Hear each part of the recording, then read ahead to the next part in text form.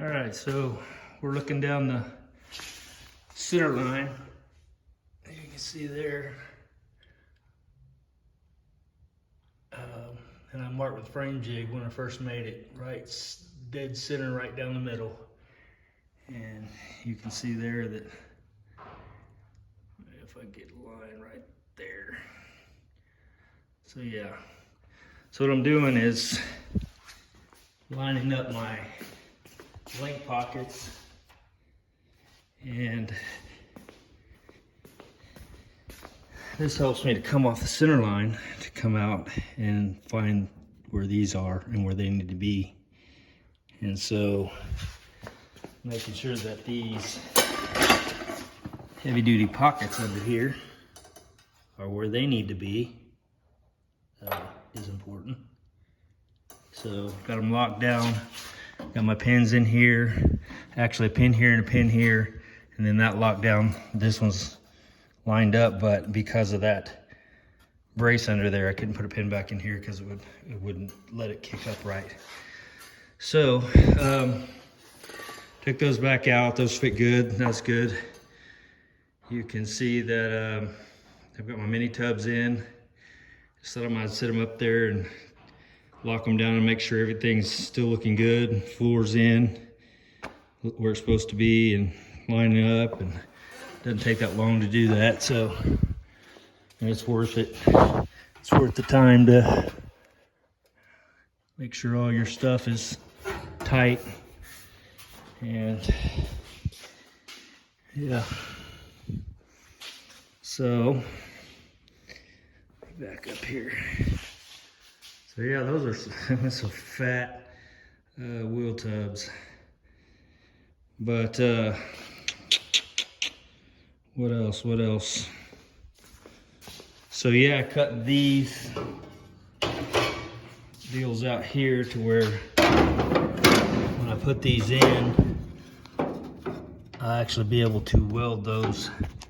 Basically, they'll come up about like that, I believe. Ish.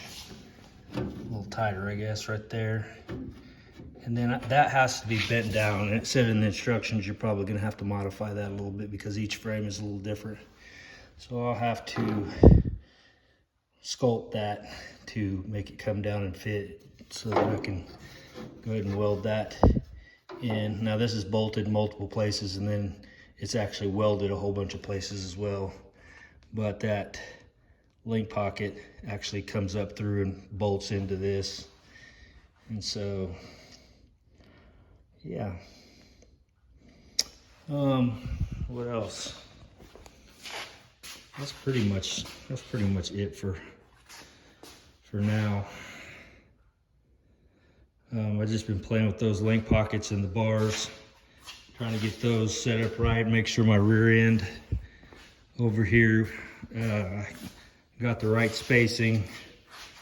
And it says to put those link pockets basically parallel to the ground, and then measure and make sure they're within 1/8 of an inch, and they are. So looks like everything's lining up right. So good. Ready to pop holes in the floor. These, maybe next time, or well, not these. I can't see. I can't even see. It's the other side that needs them. Those are already done. But yeah, and then start prepping all this stuff to get it ready to weld. So that's kind of where I'm at. Thought I'd give you a quick update. Not gonna make this video very long. It's almost 10 o'clock at night. I've been out here pretty much all day, messing with this, playing with it. And yeah, I like the way it looks. So that's where I'm at.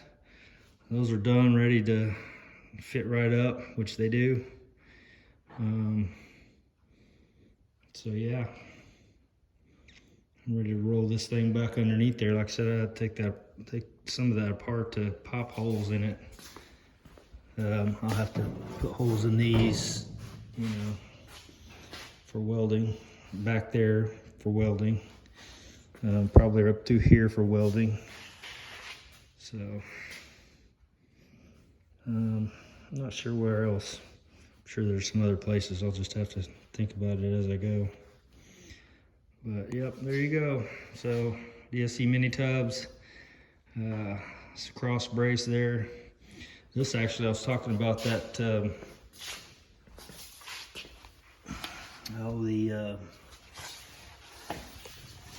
drive shaft loop.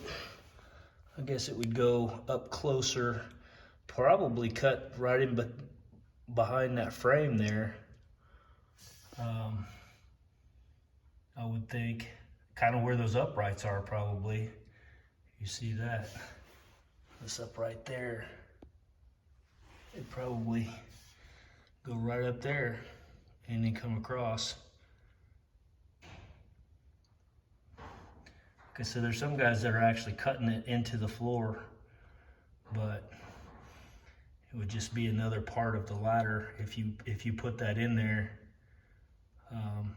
The frame is basically like a ladder, I was taught, and so yeah, you have your rungs going across, and of course that brace right there will come out when I'm all done and ready to set this thing on the ground.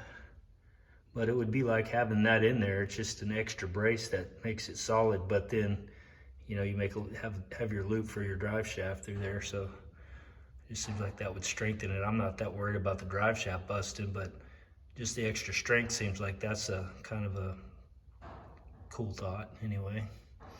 Not that this thing's probably not plenty strong the way it is, but yeah. Looks like I got a little carried away here at some point. And so, good thing I know how to weld sheet metal, right? If I didn't, I'd be in bad shape. But I do, so we'll get that patch back in. The other side's good. I didn't cut it as wide for whatever reason.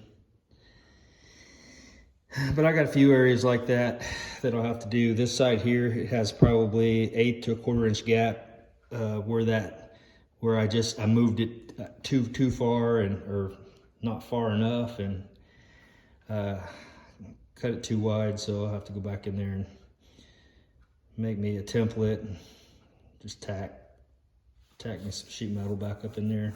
Fix that. Won't be a big deal. Yeah. I may close these off completely. I've seen somebody else do that. Just weld them solid, or a plate over it or something like that. My understanding is these holes are where basically where the car drained when they were dipping it, after they put it together. So they had dipped these things in